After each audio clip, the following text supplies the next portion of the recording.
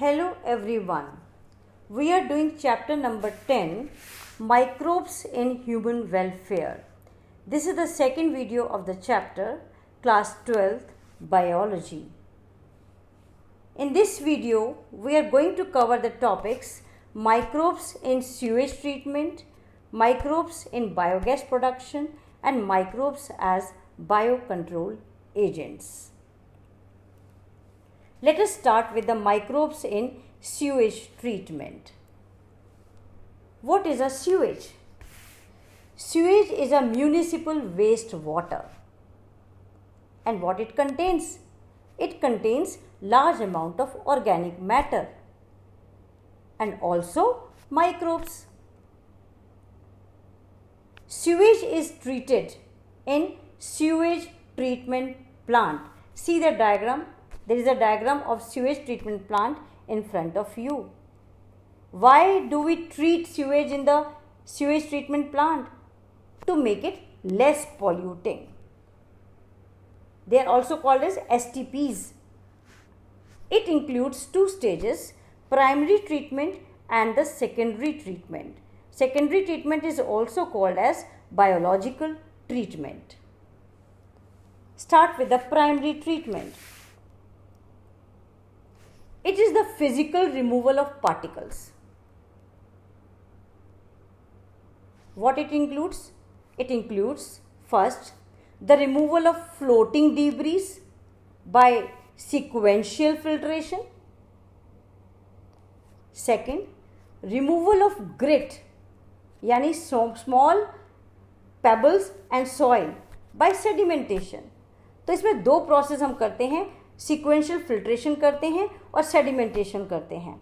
Filtration से floating debris remove हो जाती हैं और सेडिमेंटेशन से जो उसमें पेबल्स हैं, सॉइल हैं, वो सेटल हो जाते हैं नीचे.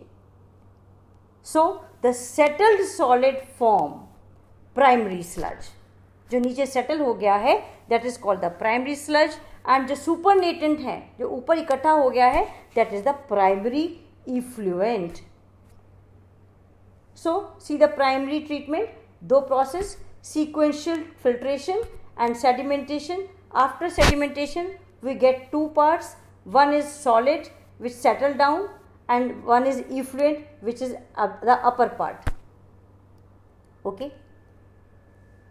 This primary effluent is now passed into the aeration tank. This is the secondary treatment now. Primary effluent को एरेशन टैंक में भेज दिया जाता है और उनको कॉन्स्टेंटली एजिटेट किया जाता है, उसको घुमाया जाता है बहुत फास्ट स्पीड से. और इस तरह से करने पर क्या होता है, एरोबिक माइक्रोब्स की ग्रोथ बहुत ज़्यादा हो जाती है. एरोबिक माइक्रोब्स वो माइक्रोब्स हैं जो ऑक्सीजन की प्रेजेंस में ग्रो करते हैं. And they grow into flocs. Flocs means bacteria associated with fungus and form the mesh like structure. बिल्कुल जैसे जाला सा बन जाता है. It is a floc, bacteria and fungus. अब जब फ्लॉक्स डेवलप हो गए तो क्या होगा, जो ऑर्गेनिक मैटर इफ्लुएंट में प्रेजेंट था वो डिकम्पोज होना शुरू हो जाएगा, वो ब्रेक होना शुरू हो जाएगा. माइक्रोब्स उनको कंज्यूम करने लगेंगे और जैसे जैसे माइक्रोब्स कंज्यूम करते चले जाते हैं ऑर्गेनिक मैटर को, वैसे वैसे बायोलॉजिकल ऑक्सीजन डिमांड इफ्लुएंट का कम हो जाता है. What is this biological oxygen demand? Very important. Biological oxygen demand means it is the amount of oxygen consumed by bacteria to oxidise all the organic matter in 1 litre water. 1 litre water में जितना organic matter है उसको oxidise करने के लिए bacteria को जो oxygen चाहिए, that is called as biological oxygen demand. और बायोलॉजिकल ऑक्सीजन डिमांड से हम मेजर कर पाते हैं कि पानी में कितना ऑर्गेनिक मैटर है. अगर बायोलॉजिकल ऑक्सीजन डिमांड ज़्यादा है तो यानी ऑर्गेनिक मैटर ज़्यादा है और ज़्यादा पॉल्यूटेड वाटर है. और अगर बायोलॉजिकल ऑक्सीजन डिमांड कम होती चली जाती है तो ऑर्गेनिक मैटर कम हो गया, वाटर पॉल्यूशन भी कम हो गया. Okay, so this is an indicator. After this, The effluent is then passed into the settling tank. जब बायोलॉजिकल ऑक्सीजन डिमांड कम हो गया, इसके बाद इफ्लुएंट को सेटलिंग चैम्बर में, सेटलिंग टैंक में भेज दिया जाता है. अब डायग्राम में देखिए, एरेशन टैंक के साइड में फाइनल सेटलिंग टैंक बना हुआ है. यहाँ पर जो फ्लॉक्स हैं वो नीचे बैठ जाते हैं, सेटल हो जाते हैं, and this is called as activated sludge. Okay, और ऊपर जो कलेक्ट हो गया है water, this is called as effluent. इस एक्टिवेटेड स्लज का थोड़ा सा पार्ट वापस हम एरेशन टैंक में भेज देते हैं एज एन इनोकुलम. तो थोड़े बैक्टीरिया पहुंच गए वापस एरेशन टैंक में, फिर से वहां पर एजिटेशन कॉन्टिन्यूसली हो रहा है and bacteria start growing there. Okay, so activated sludge मिल गया, इफ्लुएंट मिल गया हमको सेकेंडरी ट्रीटमेंट पर. अब आगे चलिए, यहाँ पर फिर से एक डायग्राम है जहाँ पर एरेशन टैंक नंबर 1 दिखाया गया है, सेटलिंग टैंक नंबर 2 दिखाया गया है. नंबर 1 में एरोबिक माइक्रोब्स प्रेजेंट हैं जो ग्रो कर रहे हैं, और नंबर 2 में फाइनल लिंक सेटलिंग टैंक के अंदर जो फ्लॉक्स थे वो सेटल हो गए नीचे और एक्टिवेटेड स्लज बना दिया. और ऊपर जो इफ्लुएंट इकट्ठा हो गया उसको वापस नेचुरल बॉडी में, रिवर्स में भेज दिया जाता है. और एक्टिवेटेड स्लज को क्या करते हैं आगे देखते हैं. The remaining activated sludge is pumped into large tank called as anaerobic sludge digester. ये एनारोबिक हैं, यहाँ पर ऑक्सीजन की ज़रूरत नहीं है. यहाँ वो बैक्टीरिया हैं जो बिना ऑक्सीजन के ग्रो कर रहे हैं, और ये बैक्टीरिया क्या करते हैं, किसको डिकम्पोज करते हैं, बैक्टीरिया एंड फंगस जो स्लज के अंदर प्रेजेंट थे उनको डिकम्पोज करना शुरू कर देते हैं. और जैसे जैसे डिकम्पोज करते हैं कुछ गैसेस निकलती हैं like methane, hydrogen sulphide and carbon dioxide, and these gases they form the biogas. तो हमें बायोगैस तैयार मिल गई एनारोबिक स्लज से. और इफ्लुएंट को हमने कहाँ पास ऑन कर दिया, वाटर बॉडीज के अंदर. Okay, so water is slightly clean. Here also there is a diagram, flow diagram showing the secondary treatment. Overall steps देखिए क्या है. प्राइमरी इफ्लुएंट जो प्राइमरी ट्रीटमेंट से मिला उसको हमने एरेशन टैंक में भेज दिया, वहाँ एजिटेशन हुआ, कांस्टेंट एजिटेशन हुआ. पॉइंट नंबर 3 है. पॉइंट नंबर 4 पर है aerobic bacteria in flocs consume organic matter. Organic matter को उन्होंने कंज्यूम करना शुरू कर दिया. 5th पर बायोलॉजिकल ऑक्सीजन डिमांड कम हो गया. बायोलॉजिकल ऑक्सीजन डिमांड कम होने के बाद हम इनको सेटलिंग टैंक पे भेज देते हैं. सेटलिंग टैंक में जो ऊपर इफ्लुएंट इकट्ठा हो गया उसको नेचुरल बॉडीज़ में भेज दिया गया, रिवर्स में भेज दिया गया. और जो एक्टिवेटेड स्लज था उसको आगे हमने स्लज डाइजेस्टर में भेज दिया, एनारोबिक स्लज डाइजेस्टर में 8 नंबर तक. 7th नंबर पर जो एक्टिवेटेड स्लज था उसमें से थोड़ा सा स्लज, थोड़े से बैक्टीरिया हमने नंबर 2 एरेशन टैंक में डाल दिए और बाकी को हमने नंबर 8 में भेज दिया. वहाँ पर डाइजेशन हुआ और बायोगैस बना. Okay, so this is the secondary treatment. Overall steps हैं ये. You can also show this primary and secondary together like this. Primary treatment physical process है. हमने वहाँ पर फिल्ट्रेशन किया, सेडिमेंटेशन किया और इफ्लुएंट जो मिला उसको सेकेंडरी ट्रीटमेंट में भेज दिया. प्राइमरी स्लज को हमने मैन्योर बनाने के लिए आगे भेज दिया, कंपोस्ट बनाने के लिए आगे भेज दिया. इफ्लुएंट सेकेंडरी ट्रीटमेंट में चला गया. वहाँ पर एरेशन टैंक था. एरेशन टैंक के अंदर एरोबिक बैक्टीरिया ग्रो हो रहे थे जो फ्लॉक्स में कन्वर्ट हो जाएंगे और ऑर्गेनिक मैटर टूटना शुरू हो जाएगा, ब्रेक डाउन शुरू हो जाएगा. बायोलॉजिकल ऑक्सीजन डिमांड कम होने लगेगी. After this when biological oxygen demand reduce, this effluent is sent to the settling tank. Settling tank में आने के बाद फ्लॉक्स नीचे बैठ गए, सेटल हो गए, जिसको एक्टिवेटेड स्लज बोला, और इफ्लुएंट को वाटर बॉडीज में भेज दिया गया. और कहाँ एक्टिवेटेड स्लज को कहाँ भेजा, एनारोबिक स्लज डाइजेस्टर में, जहाँ बायोगैस बन गया. ओके, और थोड़ा सा अमाउंट एक्टिवेटेड स्लज में से एरेशन टैंक में भेज दिया गया as an inoculum. So this is all about the primary and the secondary treatment of sewage. There is a question in front of you. Distinguish between the roles of flocks and anaerobic sludge digester. फ्लॉक्स का क्या role है, anaerobic sludge digester का क्या role है, आपके सामने है। Point number 1, the organisms in the flocs are aerobic, और एनारोबिक स्लज डाइजेस्टर में organisms are anaerobic. Number 2 difference, the flocs consume major organic matter को कंज्यूम कर लेते हैं और बायोलॉजिकल ऑक्सीजन डिमांड कम होने लगती है। एनारोबिक स्लज डाइजेस्टर में क्या होगा, these microbe they digest the bacteria and fungus, जो एक्टिवेटेड स्लज के अंदर बैक्टीरिया और फंगस थे उनको डाइजेस्ट करने लगेगा और गैस बनाएगा which is called as biogas. So these are the difference between the role of flocs and anaerobic sludge digester.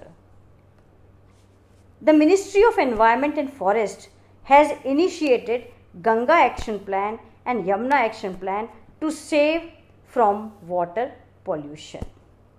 Okay. Come to microbes in the production of biogas. Biogas. What is biogas? Biogas is a mixture of gases. 2-3 gases का mixture है, लेकिन mainly कौन सी gas है उसमें, methane. और कौन से microbes हैं जो बायोगैस बनाने में हेल्प करते हैं, मिथेनोजेंस। एंड मिथेनोजेंस किस टाइप के माइक्रोब्स हैं, एनारोबिक हैं, which act on the cellulose and produce methane along with carbon dioxide and hydrogen. एक एग्जाम्पल मिथेनोजेन का बताइए, मिथेनोबैक्टीरियम। ये मिथेनोबैक्टीरियम कहाँ पाए जाते हैं, they are found in the anaerobic sludge and in the rumen of the cattle.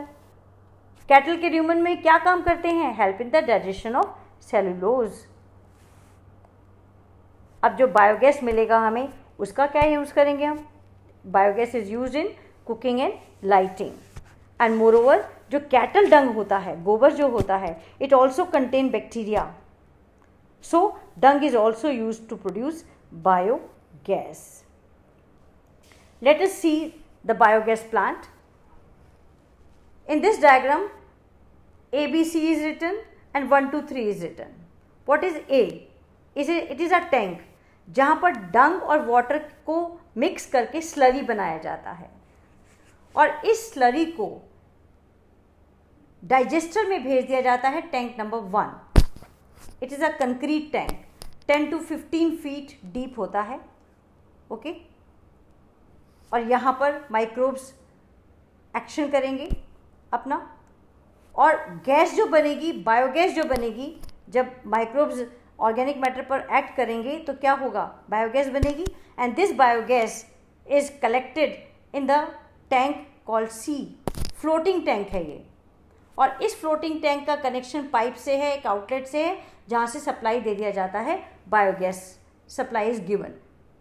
Number 2, there is one more outlet. This outlet is to remove spent slurry and it is used as a fertilizer. Okay, so this is the diagram of biogas plant and you must know this diagram and you must know how the biogas is prepared. Okay, so there is a question, अभी इसके बाद देखिएगा, Indian Agriculture Research Institute and Khadi and Village Industries Commission developed technology of biogas production in India. IARI and KVIC. They developed technology of biogas production. यहाँ एक question है आपके सामने, इसमें तुम्हें A, B, C को आइडेंटिफाई करना है. A is a tank which contains the sludge. Okay. B is a gas holder and C is a tank which contains dung and water combination forming the slurry. And after that you have to explain the sequence of events occurring in a biogas.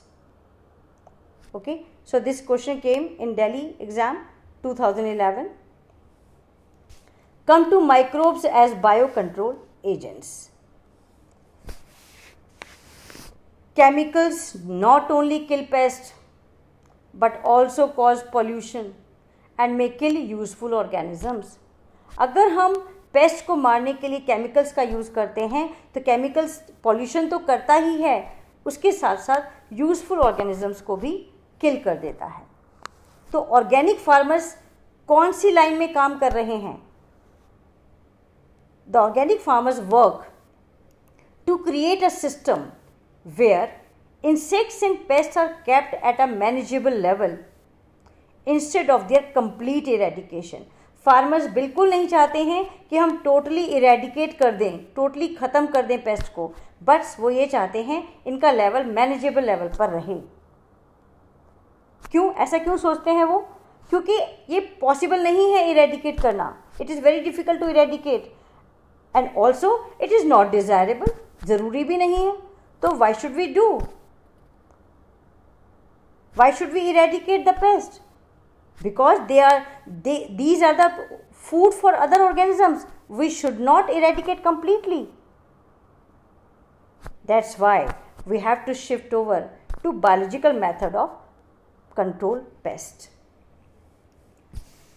So biocontrol is the use of biological method for controlling plant disease and pest. आपके सामने example है, lady bird beetle है ये, which control aphids. Diagram देखिए lady bird beetle का, first diagram है जिसके body के ऊपर रेड कलर की बॉडी है और ब्लैक कलर के स्पॉट्स हैं, and second diagram is of dragon flies which control mosquitoes. Chemical pesticides and insecticides kill both useful and harmful organism and cause pollution. इसलिए हम इसका इस्तेमाल नहीं करते हैं और हमें बायो कंट्रोल मेथड का इस्तेमाल करना पड़ेगा। कुछ एग्जाम्पल देखिए यहाँ पर। Bacillus thuringiensis is a bacteria to control butterfly caterpillar. What we do, the dried spores of BT, इन बैक्टीरिया के ड्राई स्पोर्स ले लिए जाते हैं जो सैशे में मिलते हैं, mix them with water and spray on the plants such as brassicas and fruit trees. Spray कर दिया हमने Bacillus thuringiensis को. What happens? These are eaten by the caterpillar. Now the caterpillar will eat these bacteria. और इनकी गट में जब bacteria, caterpillar की गट में जब ये बैक्टीरिया एंटर करते हैं तो टॉक्सिन रिलीज होता है जो लार्वी को मार देता है, कैटरपिलर को ख़त्म कर देता है। So that's how we control the pest.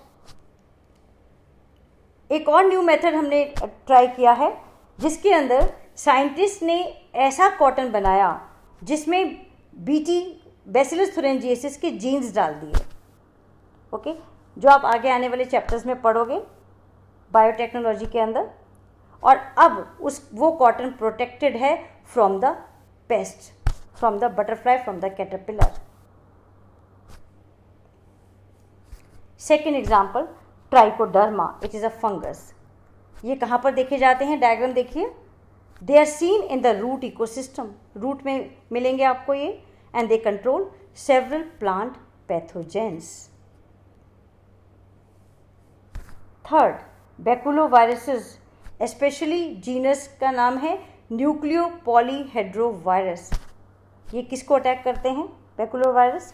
They attack insects and other arthropods, and it is suitable for species specific narrow spectrum insecticidal applications and desirable in IPM, integrated pest management program, to conserve beneficial insects. So they are used in integrated pest management system program. There is a question, give an example of a bacterium, a fungus and insect that are used as biocontrol agents. Bacterium का नाम है Bacillus thuringiensis, fungus is Trichoderma, insects are ladybird beetle feeding on aphids and dragonflies controlling mosquitoes. Very simple.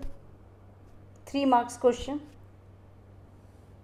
So the topic is complete. So we have done how the microbes are used in different areas. Microbes are used in household products, in industrial products, as biofertilizers, in sewage treatment, in biogas production, and as biocontrol agents.